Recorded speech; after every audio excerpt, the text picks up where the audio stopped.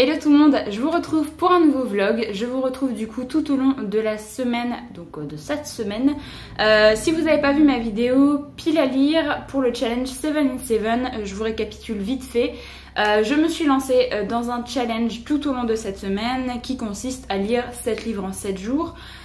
Du coup je me suis fait une petite pile à lire, donc bien sûr j'ai le temps cette semaine de me lancer ce challenge, donc c'est pour ça que je le fais. Du coup je vous remonte pas forcément la pile à lire là tout de suite, mais vous verrez les livres au fur et à mesure de cette semaine.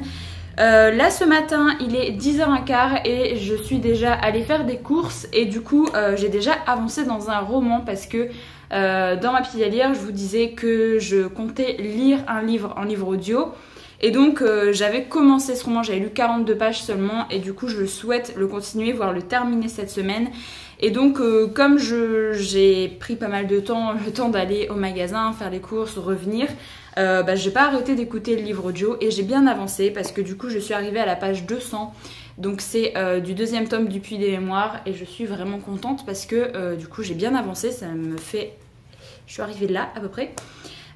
Donc c'est cool. Après c'est pas forcément la saga de fantasy que j'apprécie vraiment extrêmement beaucoup, mais ça se lit bien et j'avais bien envie de terminer ce deuxième tome et essayer de terminer cette trilogie cette année. Donc voilà, je suis plutôt contente et si jamais ça vous intéresse, d'ailleurs cette saga il y a le tome 1 et le tome 2 qui sont sortis sur Audible, donc n'hésitez pas. Ça peut également vous permettre de découvrir un peu la plume de Gabriel Katz, mais en livre audio, donc ça je trouve ça cool.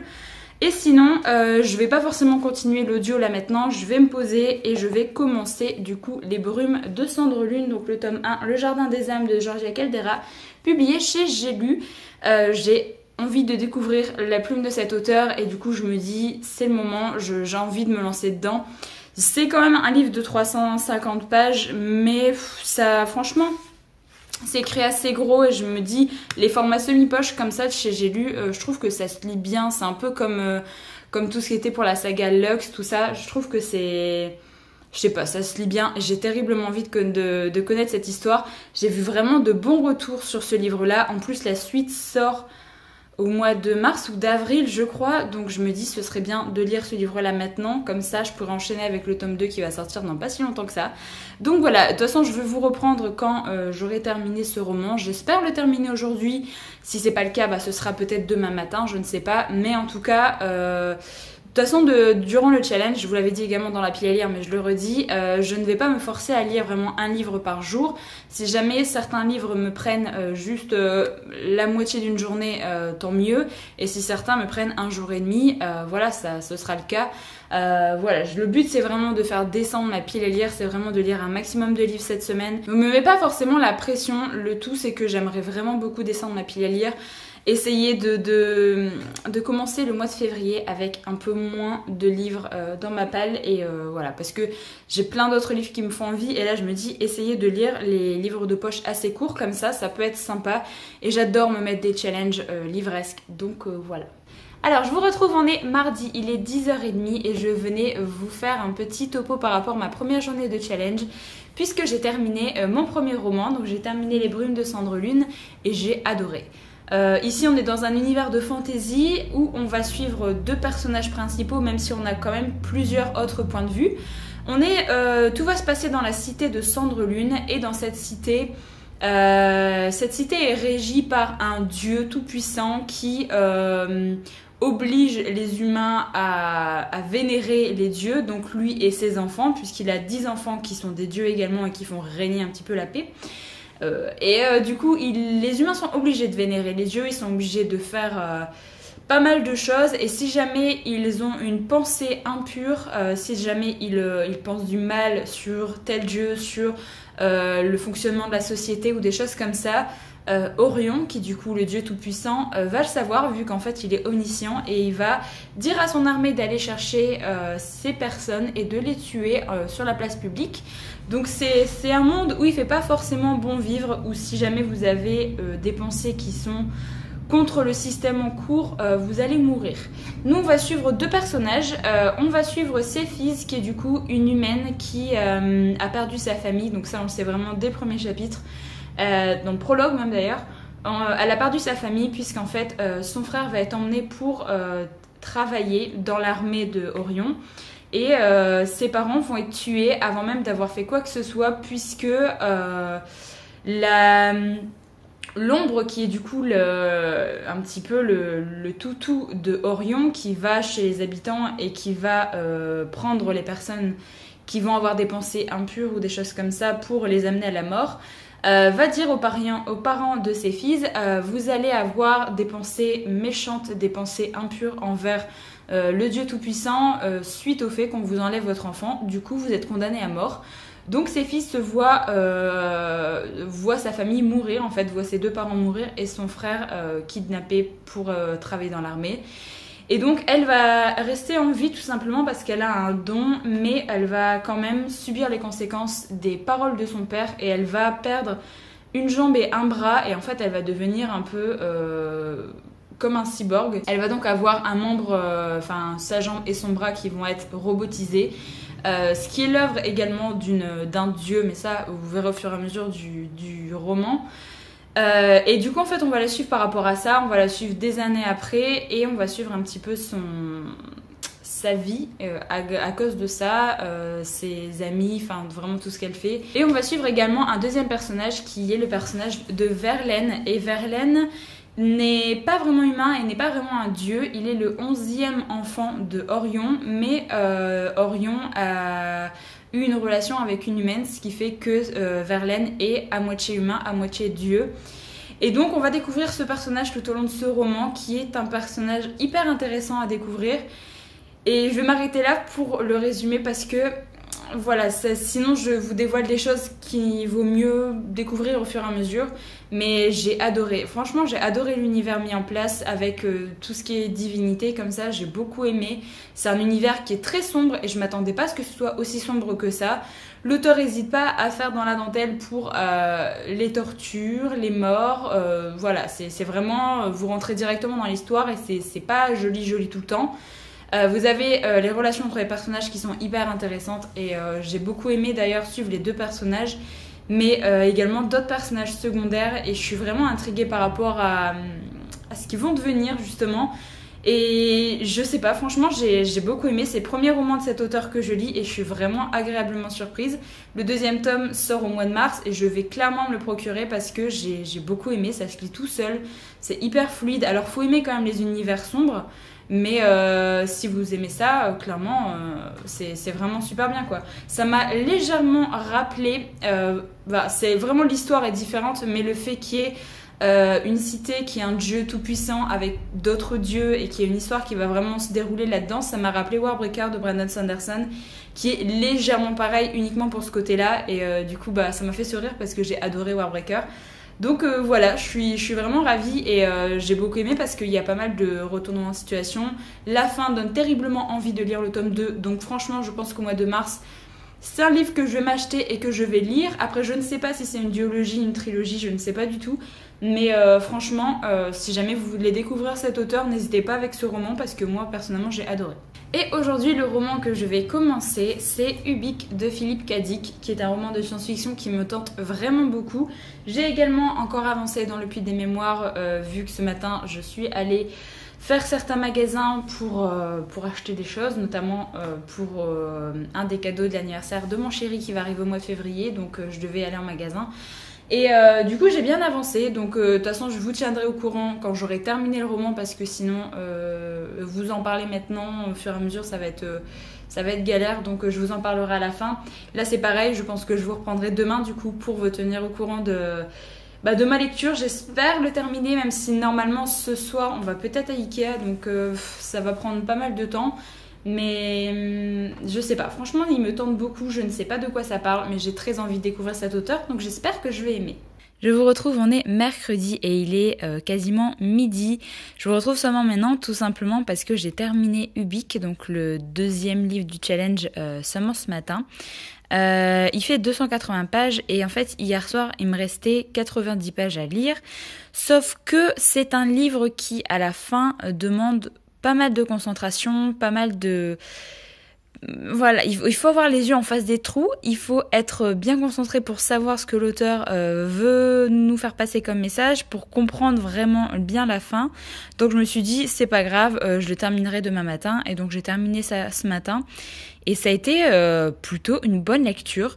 Je vais essayer de vous raconter un petit peu le résumé, mais pas trop non plus parce que c'est un roman qui est quand même très court.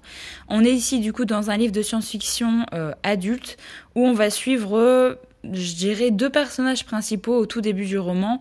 On va suivre un personnage qui est un peu comme un flic, on va dire. Enfin, il gère une sorte d'entreprise qui engage des personnes qui ont pour but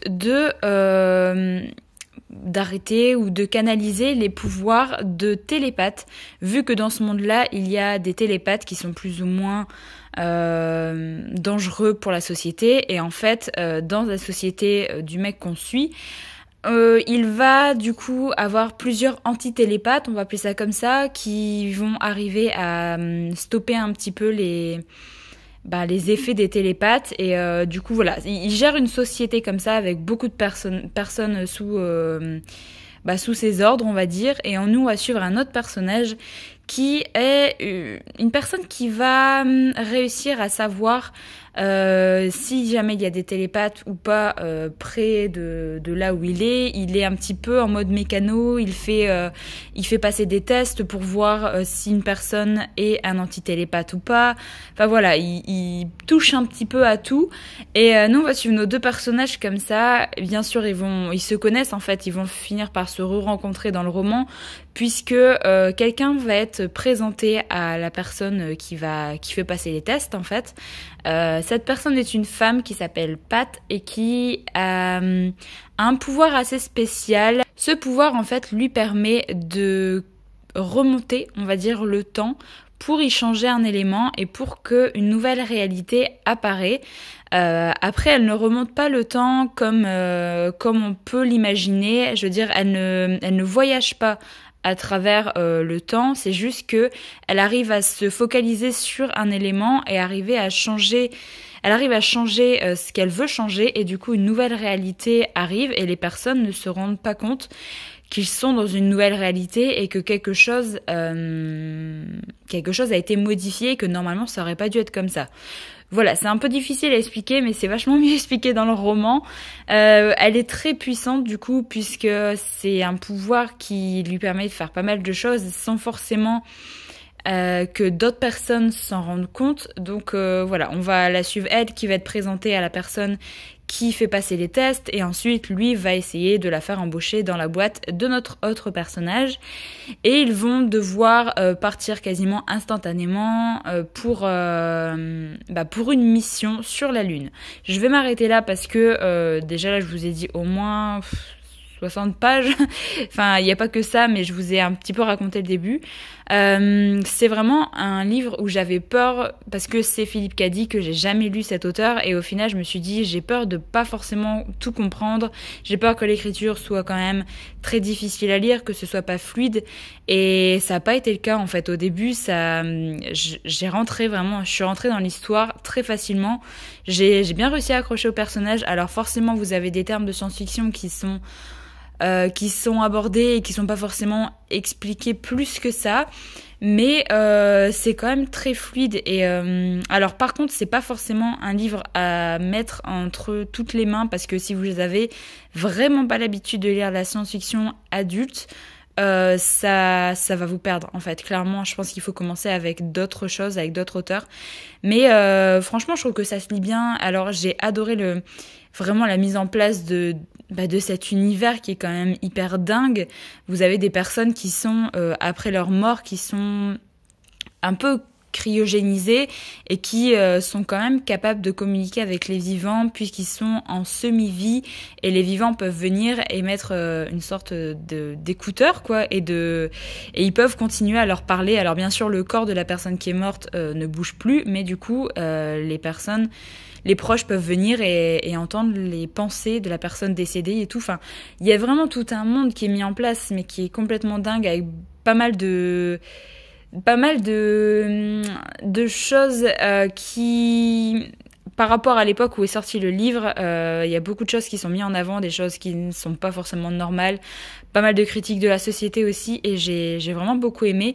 Mais par contre, la fin demande clairement plus de concentration parce que l'auteur vous emmène dans quelque chose qui vous retourne un peu le cerveau. Clairement, ça m'a retourné le cerveau, mais je suis contente de cette fin et je pense que je vais lire également les autres livres de cet auteur parce que c'est vraiment le premier livre que je découvre de lui. J'ai vu le film Total Recall, j'ai pas vu Blade Runner, mais c'est 2 livres que j'aimerais bien lire pour continuer à découvrir cet auteur tout simplement parce que j'ai beaucoup aimé son style d'écriture et c'est déjanté mais en même temps c'est vraiment très sympa. Donc comme je vous le disais, si jamais vous n'avez pas l'habitude de lire la science-fiction, je vous conseille pas forcément parce que c'est pas non plus hyper facile à lire, mais si vous avez l'habitude, n'hésitez pas à découvrir cet auteur parce que c'est quand même un pilier on va dire de la SF. Donc voilà, je suis plutôt contente de ma lecture. Et donc pour changer un petit peu de la science-fiction, aujourd'hui je vais partir sur un thriller. Donc c'est Satan était un ange de Karine Giebel qui est quand même assez gros. Il fait 380 pages. Donc je vais pas le terminer aujourd'hui, ça c'est sûr, mais je vais le lire cet après-midi et également demain. Mais cet après-midi, vu que j'ai pas mal de choses à faire aussi, je vais avancer sur le livre audio, grâce au livre audio dans Le Puits des Mémoires tome 2 parce que là j'étais à la page 225.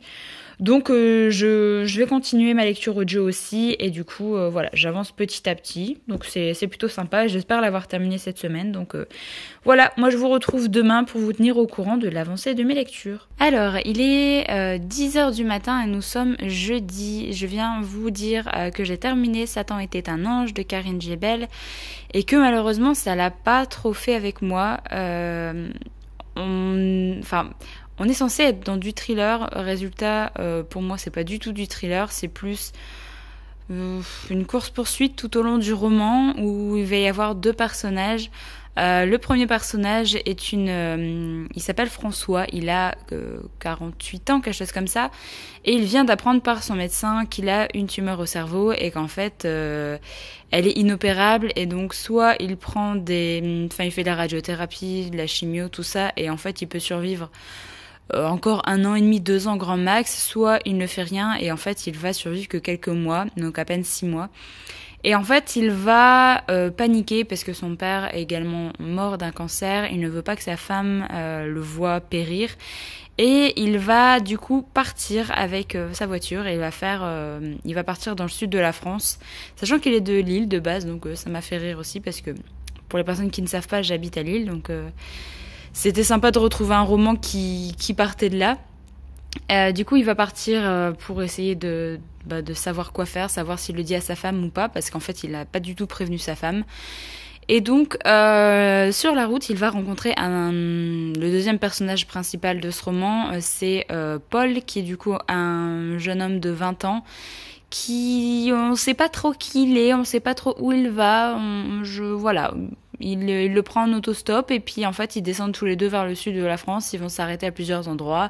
On va découvrir que Paul a des personnes qui le suivent et qui le poursuivent, donc on va découvrir un petit peu pourquoi et au final voilà, je vais m'arrêter là au niveau du résumé parce que c'est ça à peu près tout le roman en fait. Il va y avoir une course-poursuite tout le roman, on va apprendre à connaître un peu Paul, François et ça s'arrête là. En fait, j'ai trouvé que c'était très plat, ça manquait de rythme, il n'y avait pas du tout un rythme haletant comme j'ai pu adorer ça dans Juste une ombre par exemple, ou Les Morsures de l'ombre que j'ai beaucoup aimé. Après j'ai lu également Terminus Elichas, il me semble, de la même auteure, que j'ai moins aimé aussi, et j'ai retrouvé que c'était à peu près le même rythme dans ce roman. Et malheureusement, ouais, je me suis un peu ennuyée, je trouve que ça traînait en longueur, et une fois que j'ai terminé le roman, je me suis dit tout ça pour ça. Donc, ouais, en fait, l'auteur a peut-être voulu mettre en évidence aussi des petites critiques de la société et aussi une réflexion sur le fait que chaque personne peut du jour au lendemain apprendre qu'elle est malade et qu'elle va mourir le lendemain, ou qu'elle a pu que 6 mois vivre, des choses comme ça. Mais en soi, ça n'a pas été bien abordé, je trouve, et au final, on le sait que n'importe qui peut mourir du jour au lendemain. c'est pas une nouveauté, hein. Donc je trouve que ça aurait pu être vachement mieux fait que ça aurait pu être beaucoup plus touchant. Et par contre, un truc qui m'a pas forcément plu, c'est le personnage de Paul. J'ai trouvé mais tellement agaçant que j'ai vraiment eu du mal avec ce personnage, que ce soit sa façon de penser, sa façon de parler, tout en fait. Donc voilà, je ressors avec un avis plus que mitigé. Je pense que je découvrirai d'autres livres de cet auteur parce que en fait c'est j'adore, soit pas trop. Il n'y a pas vraiment de juste milieu avec Karine Jebel, donc voilà, je découvrirai d'autres titres, en tout cas ça c'est sûr. Donc aujourd'hui j'ai envie de commencer Les Plus qu'Humains de Theodore Sturgeon, et je sais juste que c'est un livre de science-fiction où il va y avoir des... je l'avais eu à 3 €, où on va avoir des enfants qui sont dotés de pouvoirs. Voilà, je vous laisse le résumer si jamais ça vous intéresse, mais voilà, je n'en sais pas plus. C'est un livre qui fait, je ne sais pas, 300 pages. Donc voilà, je ne sais pas si je l'aurais terminé aujourd'hui ou pas, mais en tout cas, il me tente plutôt pas mal, donc j'avais envie de commencer celui-là aujourd'hui. Je vous retrouve, on est vendredi et il est 11 h du matin. Je vous retrouve pour vous dire que j'ai terminé Les Plus qu'Humains de Theodore Sturgeon. Je l'ai terminé hier soir et malheureusement ça l'a pas fait avec moi, ça a été un petit flop. Alors dans ce livre-là, en fait, ça avait vraiment tout pour me plaire, vu qu'on suit un homme qui est appelé l'idiot, qui vit vraiment tout seul et qui n'a pas du tout il a jamais eu contact avec d'autres personnes, et au fur et à mesure du roman, il va rencontrer des enfants qui, eux, ont plusieurs capacités. Ils ont des dons, dont la télékinésie, la télépathie, voilà. Ils vont se rencontrer, et je me suis dit, mais ça peut vraiment me plaire. Moi, j'adore quand il y a des histoires comme ça, où il y a des personnes qui ont des dons, qui ont des pouvoirs. Là en plus avec des enfants, je me suis dit ça peut être sympa, mais malheureusement l'histoire m'a pas forcément plu. Ça tournait beaucoup plus sur les relations humaines que sur le côté SF que moi je voulais voir, et malheureusement j'ai pas du tout accroché à l'écriture de l'auteur. C'est un livre qui date un petit peu, hein. Il est sorti en 1953 si je ne me gourre pas. Donc l'écriture, il faut l'apprécier. Moi j'ai eu du mal, je vous l'avoue, l'écriture est quand même très spéciale. Elle est un petit peu vieillotte, et elle a un style vraiment particulier, et j'ai pas accroché, et ça m'a bloqué vraiment tout au long du roman. Donc malheureusement, à la fin du roman, pour tout vous dire, j'ai lu les paragraphes en biais pour savoir comment ça allait se terminer, mais j'ai pas du tout accroché, quoi. C'est vraiment l'écriture qui m'a bloqué. Donc malheureusement, je pense pas que je relirai cet auteur, parce que c'est vraiment le style d'écriture qui me plaît pas. Donc voilà, plutôt déçue de cette lecture, mais bon. Ensuite, j'ai bien avancé dans 2 autres romans. Donc j'ai avancé dans Meilleur ennemi de Sally Thorne. Je suis à la page 264, donc j'avance petit à petit, et je pense que je vais continuer aujourd'hui.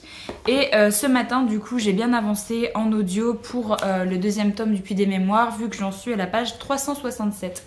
Donc il me reste, je ne sais pas combien il fait 440 à peu près, donc voilà, il me reste 80 pages à écouter à peu près, c'est plutôt pas mal. Alors, j'aime bien en livre audio, ça passe vraiment bien, je trouve que le narrateur est vraiment... lit vraiment bien le livre et tout, il n'y a pas de souci.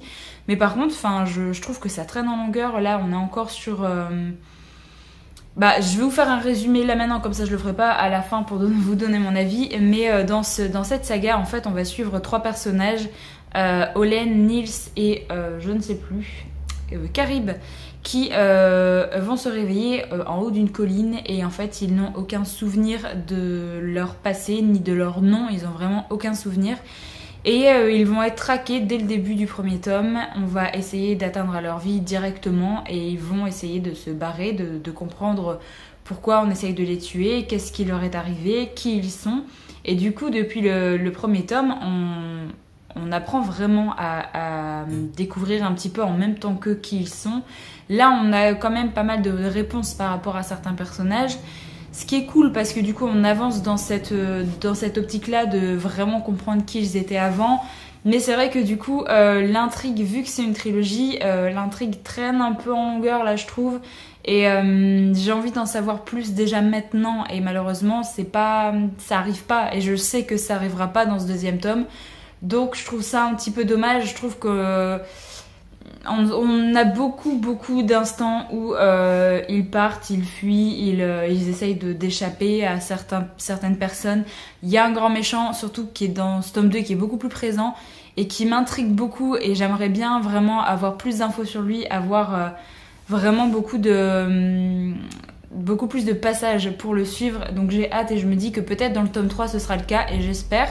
Mais je pense que je vais attendre que le tome 3 sorte également en audio parce que j'aime bien. En fait, ça s'écoute vraiment très bien en audio. Donc je m'achèterai aussi la version papier parce que du coup j'aime bien voir l'avancée et je me dis de temps en temps quand je peux pas écouter en livre audio, ben, je lis 1 ou 2 chapitres également en papier. Donc voilà, je suis plutôt contente d'avancer dans cette saga et mon but c'est de la terminer cette année, donc j'espère que j'y arriverai. Et j'espère que la fin de ce tome 2 se terminera bien et pas sur un cliffhanger s'il vous plaît parce que j'aime pas trop ça. Mais en tout cas, bon bah voilà, je découvrirai la suite avec plaisir, mais c'est vrai que ça sera pas ma série de l'auteur que pour l'instant je préfère. Et ensuite du coup aujourd'hui je vais donc lire Meilleur Ennemi, je vais bien avancer là-dedans et je vais continuer avec Wonder Woman le premier tome parce que j'ai très envie de sortir enfin cette BD de ma palle en fait parce que ça fait très longtemps que c'est dans ma bibliothèque et que j'ai très envie de découvrir enfin cette histoire. Et voilà, j'aime beaucoup Wonder Woman, donc je me dis pourquoi pas lire cette histoire. Je vous filmerai quelques planches pour que vous puissiez voir les dessins à l'intérieur, je vous insérerai ça juste après. Et voilà, j'espère que ça va me plaire en tout cas. Et avant de vous laisser, de vous retrouver demain, je tenais à vous annoncer une très bonne nouvelle. On a été accepté par l'association Action for Pets, du coup, qui est une association qui recueille des animaux dans l'agglomération lilloise. Et du coup, on va adopter un deuxième petit chat et je suis vraiment super contente. On a flashé en fait sur la photo d'un petit chat, on a fait la demande et du coup là ce soir à 20h la personne vient à la maison pour ramener du coup la petite chatte à la maison et voir si tout se passe bien, voir si elle a pas trop peur, tout ça. Donc j'espère que tout va bien se passer. Et si jamais elle n'est pas trop craintive, que je peux la filmer un petit peu, je vous insérerai des images pour vous la montrer. Donc voilà, si tout se passe bien, on l'a ce soir et du coup nous on va l'appeler Rayla. Parce que bah voilà, on est tombé d'accord sur ce nom hier, donc voilà, j'espère que ça va vraiment bien se passer et j'ai vraiment super hâte d'être à ce soir et de pouvoir du coup l'avoir avec nous pour que Yoshi du coup il ait quelqu'un avec qui s'amuser, surtout quand on n'est pas là. Donc voilà, je suis vraiment super contente.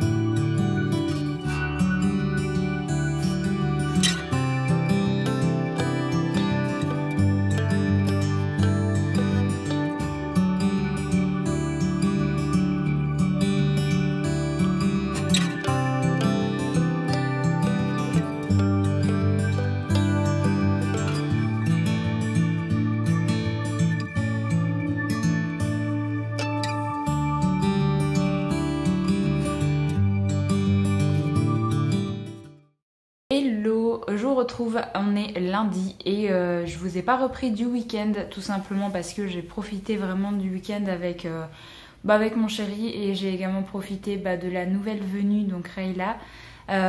C'était vraiment super sympa, là elle s'intègre vachement plus que vendredi soir en fait quand on l'a eu, parce qu'au début Yoshi grognait un petit peu dessus, tout ça. Donc c'était pas vraiment facile, j'avais peur qu'il soit très jaloux et que du coup il lui fasse vivre un peu un enfer. Mais au final, là ils s'amusent tous les deux, ils commencent à se sniffer sans que Yoshi grogne dessus. Elle est très téméraire en fait, elle a pas du tout peur de Yoshi, elle va partout, elle veut tout découvrir, donc c'est assez différent de Yoshi, parce que quand on l'a eu, lui il se cachait tout le temps, il avait peur de tout, et elle, rien à faire, elle va partout, elle veut vraiment voir toute la maison, donc voilà, pour l'instant ça se passe bien, donc je suis vraiment contente. Pour ce qui est du petit bilan pour ce challenge, du coup j'ai réussi à lire 6 romans et du coup le comics de Wonder Woman. J'ai donc terminé ma lecture du 2e tome du Puits des Mémoires de Gabriel Katz. Je l'ai terminé en audio, en fait du coup j'ai fait un peu de version papier et un peu de version audio. Et alors je dois dire que j'ai bien aimé la fin. En fait, globalement, j'ai quand même préféré le 2e tome au 1er tome. Je trouve qu'il y a plus de choses qui m'intriguent. Notamment, il y a le grand méchant, on va dire, enfin un des grands méchants qui est là. Et moi, ça m'intrigue. J'ai envie de savoir ce qui va se passer avec. Donc forcément, je lirai le 3e tome et pour voir un peu la conclusion de cette saga. Je vais attendre, je pense, le mois de février. Je sais plus quand est-ce qu'il sort. Pendant le mois de février, en fait, il y a la sortie de l'audiobook du tome 3. Donc, je pense que je vais attendre et je vais du coup faire pareil. En fait, je vais m'acheter le poche en papier. Et du coup, comme ça, je pourrai lire un peu les deux en même temps. Donc voilà, c'était plutôt une bonne lecture. J'aime bien. Après, c'est vrai que pour l'instant, je trouve pas non plus que c'est une saga exceptionnelle. J'ai pas réussi à vraiment m'attacher plus que ça au personnage et tout, et c'est ça qui me manque un petit peu, mais c'est sympa à lire.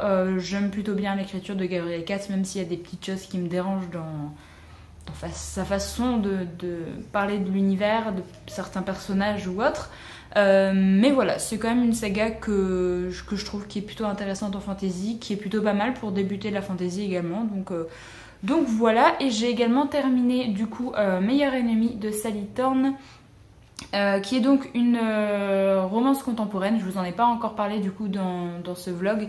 C'est une romance contemporaine où on va suivre 2 personnages, mais on n'a qu'un seul point de vue. Ces 2 personnages travaillent ensemble depuis pas mal de temps, et en fait il y a vraiment une relation de haine entre les deux. Ils se chamaillent vraiment pour tout. En fait ils font à peu près le même poste, mais pour chacun un des 2 directeurs de la boîte. Et en fait, ils ont dû travailler ensemble depuis la fusion de leur boîte, qui est une maison d'édition. Et donc, ça se passe pas vraiment bien. Déjà, entre les employés des 2 boîtes différentes, ça s'est pas forcément très bien passé. Mais entre eux deux, c'est très difficile. Et au fur et à mesure, du coup, on va suivre un peu l'avancée de leur relation, l'avancée de ce qui va se passer. Faut vous en douter qu'il y a forcément une romance. Et globalement, franchement, j'ai passé un super moment de lecture.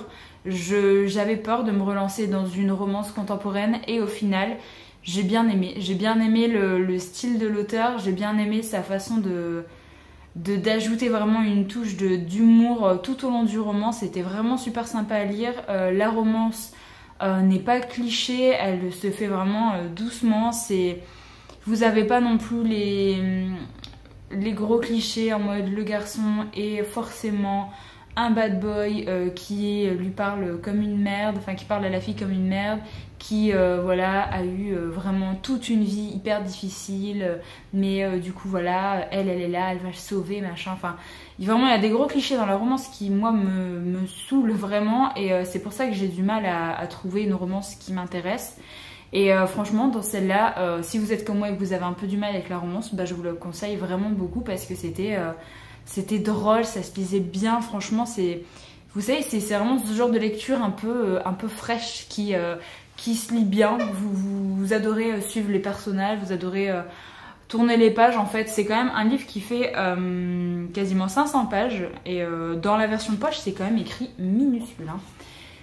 Mais franchement je sais pas, j'ai vraiment bien aimé, donc je vous en dis pas plus par rapport à l'histoire parce que il n'y a rien d'exceptionnel, c'est quand même juste une relation entre deux personnes, c'est une romance.